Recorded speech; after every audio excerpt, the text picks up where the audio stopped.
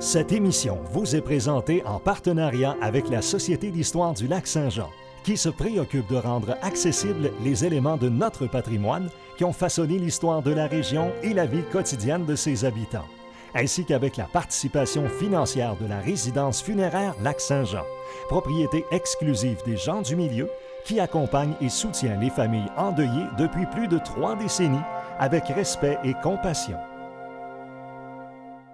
Bienvenue à l'émission Nos bâtisseurs. En 1954, lors de sa fondation, l'administration et la gestion de l'Hôtel-Dieu d'Allemand a été confiée aux sœurs Augustine de Roberval. Sœur Antoinette Dion témoigne des débuts de notre hôpital.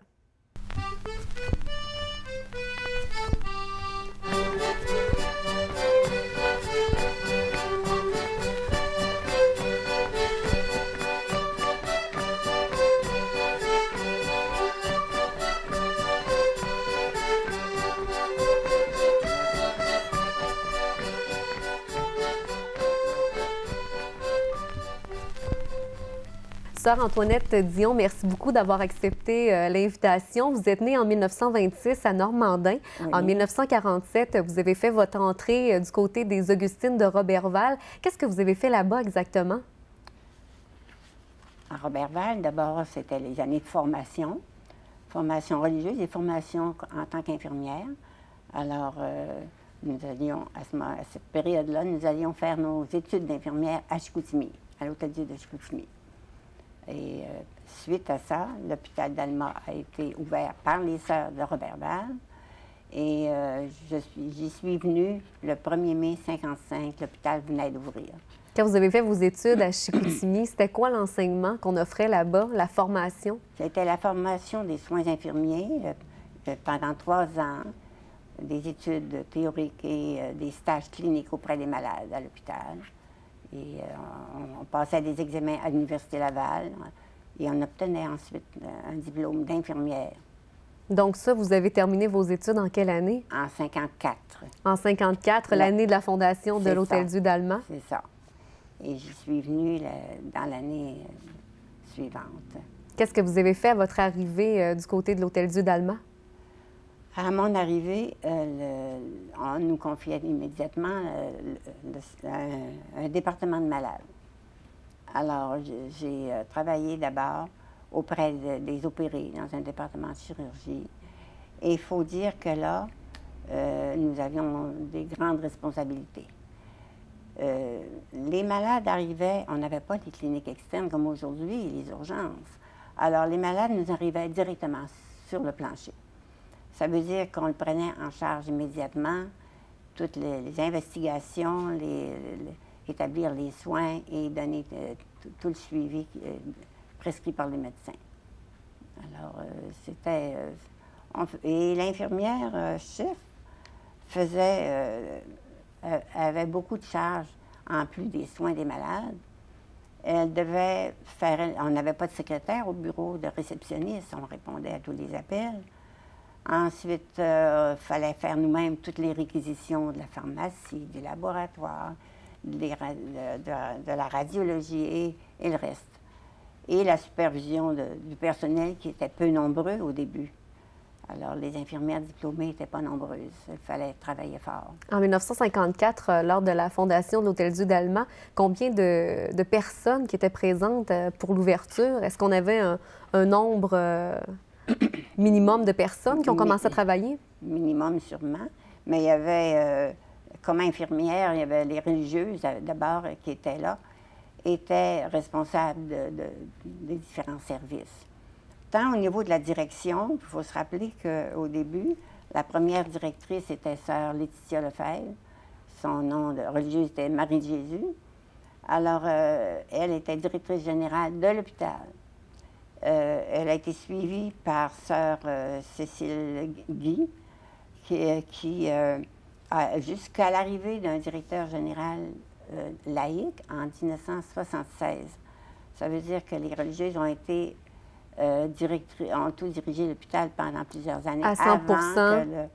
Avant que le conseil d'administration devienne composé de religieuses et de laïcs. Qui avait fondé l'Hôtel-Dieu d'Allemand? Est-ce que c'est parti des religieuses? Qui a mis ça en place à cette époque-là? Il faut se rappeler que dans l'histoire d'Alma, il y avait un personnage important, le curé Ludier Gauthier. Alors, le curé Gauthier, lui, ça faisait plusieurs années qu'il voyait les besoins de la population au niveau de la santé et qu'il voulait avoir son hôpital à Alma. Alors, dans cette période-là, dans les années 46, ça a débuté vraiment les démarches pour obtenir un hôpital à Alma. Alors, lui et le maire d'Alma, qui était M. Aimé Fortin, le député, le docteur Antonio Auger, et d'autres personnes qui ont formé un comité spécial à Alma. Alors, ils ont obtenu du gouvernement d'avoir un hôpital à Alma à certaines conditions. C'était sous le gouvernement du Duplessis dans ce temps-là. Oui, c'est vrai. Et là, on exigeait le gouvernement exigeait que le projet d'un hôpital à Alma soit dirigé et administré par une communauté religieuse. Alors, c'est là que le curé Gauthier a fait des recherches pour trouver la communauté de Roberval. Et aussi, le gouvernement exigeait que sa participation soit égale à celle qui soit inscrite dans les démarches qu'on faisait pour le financement de l'hôpital, que la municipalité, les entreprises du milieu et tout ça répondent à égale partie pour les frais de construction de l'hôpital. Alors, c'est ainsi que c'est enclenché en 1951, lorsque la communauté de Roberval a donné son assentiment pour prendre la direction du futur hôpital. C'est là que s'est enclenché toutes les démarches et toute la construction de l'hôpital. Et de sorte que l'hôpital a ouvert le 10 mai 1954, et pour dire que c'était un besoin urgent, la veille de l'ouverture de l'hôpital, oui, le docteur André Michaud, qui était le premier chirurgien d'Alma, de l'hôpital, a dû faire une césarienne d'urgence, alors pour sauver une mère et son enfant. Alors, c'est ainsi que l'hôpital commençait ses services. Ça a commencé très rapidement. Et ouais, ça, vous nous avez parlé d'un cas d'urgence. J'imagine que le fait d'avoir un hôpital du côté d'Alma, ça a certainement aidé des personnes et ça a certainement sauvé des vies parce que l'hôpital le plus proche, c'était du côté de Chicoutimi. Et Roberval. Et Roberval. Oui. Donc, il y avait vraiment une grosse demande. Oui, oui, c'était des besoins. Le curé Gauthier voyait les besoins de la population. Et vous, quand vous avez travaillé à l'hôpital, à l'Hôtel-Dieu d'Alma, vous étiez dans quel département? Est-ce que vous aviez un département particulier? Bon, en arrivant, j'ai travaillé d'abord chez les opérés, sur un département de chirurgie. Et j'ai pris ensuite le département de Notre-Dame, qui était réparti ainsi. Il y avait d'un côté les dames en médecine. De l'autre côté, c'était en l'obstétrique, les femmes qui venaient pour accoucher. Oui. Et dans l'aile d'en arrière, on avait les salles d'accouchement et en face, la pouponnière. Ainsi, moi, j'étais responsable de tout le plancher, de tout ça. Vous aviez des grosses responsabilités? Des grosses responsabilités. Et aussi, dans ces années-là, les naissances étaient nombreuses, les familles étaient nombreuses. Oui. Alors, on a vu même des journées où on pouvait recevoir 6, 5, 6, 7 naissances dans le 24 heures. Par jour? Par jour.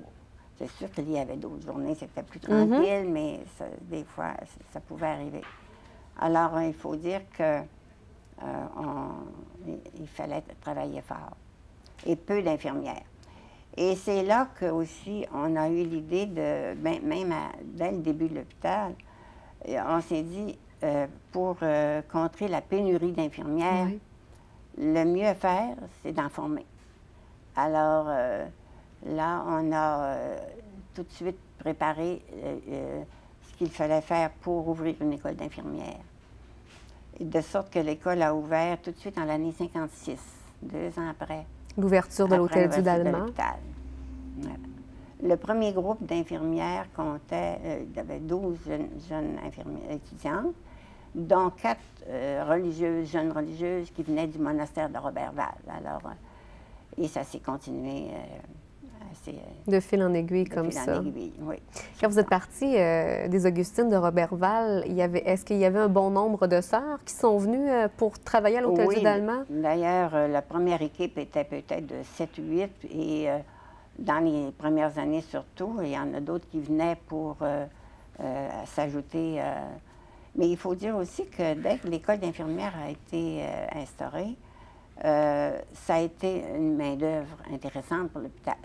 Ça vous a aidé? Même si les jeunes étudiantes, après peut-être 3-4 mois d'études et de préparation, d'observation, elles commençaient tout de suite à faire leur stage. Donc, elles donnaient des soins et ça apportait d'une certaine façon une main-d'œuvre en préparation comme infirmière, mais ça aidait beaucoup. Elles s'impliquaient déjà dans le milieu en faisant leur stage pour vous donner déjà un bon coup de main. Oui. Et on peut dire aussi que le fait qu'elles étaient, peut-être la situation était ainsi qu'on leur demandait beaucoup, mais en même temps, ça leur donnait une très bonne formation en tant qu'infirmière soignante. Oui. Hein? Très bonne formation. Est-ce qu'il y a des départements que vous avez mieux aimés au fil des ans? Bien, le département d'obstétrique, le département Notre-Dame, il y avait de la vie, en tout cas. C'était, on courait toute la journée, mais c'était vraiment intéressant. Les naissances, les jeunes familles, tout ça. C'était intéressant. Quel souvenir vous gardez de l'ouverture de l'Hôtel-Dieu d'Allemand, de ces premières années-là? Ça a été des années qui étaient exigeantes, beaucoup, au point de vue travail. Mais en même temps, il y avait un bon esprit d'équipe dans l'ensemble de l'hôpital. Parce que tout le personnel, c'était notre hôpital. Et on voulait le mieux. Puis, alors, il y avait un bon esprit d'entraide et de générosité, on pourrait dire. Vous avez terminé en quelle année de travailler à l'Hôtel-Dieu d'Allemand? J'ai terminé en 88. J'ai pris ma retraite en tant qu'infirmière en 88, mais à ce moment-là, ça faisait déjà 14 ans que j'étais dans les soins à domicile. Ça a été ça. Les soins à domicile d'Allemand ont été instaurés par l'hôpital, oui, sous l'autorité de l'hôpital, en 1966, et par Sœur Suzy Germain et le docteur Gérard Gervais, qui étaient les premiers, avec une première infirmière garde Mimo. Et maintenant, moi, je suis entrée dans ce service-là en 72, et peu de temps après, en 81 d'ailleurs, le CLSC est arrivé et le service a été transféré sous l'égide du CLSC. Et j'y ai travaillé plusieurs années. D'abord comme infirmière sur la route, on faisait le tour du lac Saint-Jean. Du lac Saint-Jean, oui. Voilà. Puis ensuite, comme chef d'équipe. Vous avez eu une belle carrière, en tout cas, Madame Sœur Antoinette Dion, assez incroyable. Bien, ça a été des choses bien intéressantes. Bien, merci beaucoup de votre présence. Ça m'a fait plaisir de vous rencontrer. Merci. Merci beaucoup. Télécogeco remercie la Société d'histoire du Lac-Saint-Jean qui a assuré la recherche de la série Nos bâtisseurs. De même que la résidence funéraire Lac-Saint-Jean pour sa contribution financière.